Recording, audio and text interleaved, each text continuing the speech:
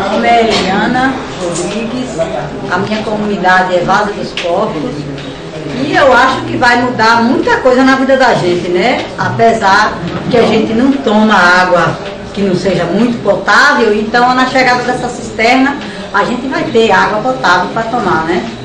E a saúde da gente vai se tornar melhor, porque a água é vida e através da água a saúde da gente, se for uma água potável, a gente tem uma saúde melhor. E se for uma água que não seja potável, ela traz várias consequências na vida da gente, né? Isso. Eu sou Antônio Marques de Olinda, moro na Fazenda Caraíba.